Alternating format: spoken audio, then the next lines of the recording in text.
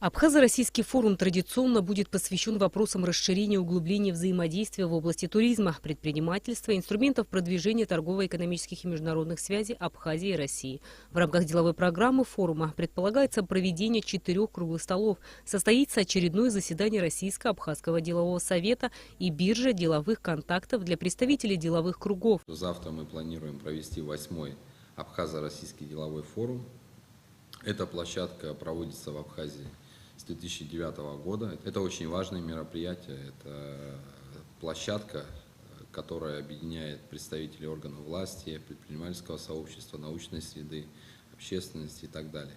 И в повестку дня завтрашнего форума включены наиболее актуальные вопросы взаимодействия Абхазии и России. Это и торгово-экономические отношения, и отношения Абхазии с регионами Российской Федерации, и вопросы туризма и сельского хозяйства. Мероприятие проводится с целью привлечения инвестиций для развития малого и среднего бизнеса, финансирования инвестиционных проектов в области строительства, промышленного производства, туризма, сельского хозяйства. Тематические круглые столы, которые планируется провести в рамках форума, предусматривают обсуждение двухстороннего сотрудничества между министерствами и ведомствами двух стран. Из той динамики в торгово-экономических отношениях, которая у нас есть, если приводить цифры, то товарооборот между Абхазией и Россией увеличился в 3,5 раза за этот период.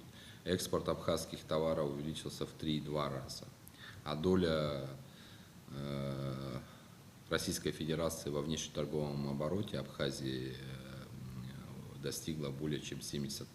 Это безусловный показатель. За прошедшие годы Абхазо-российский деловой форум зарекомендовал себя как эффективный инструмент для придания дополнительного темпа развития связи между Абхазией и Россией. Нынешний форум – продолжение работы, которая дает хорошие результаты. Но есть, безусловно, проблемы, препятствия, которые нужно обсуждать. И такие вот площадки, как этот форум, они, безусловно, служат той основой, где это можно все это обсудить, выработать новые идеи, новые подходы в преодолении этих препятствий, которые складываются.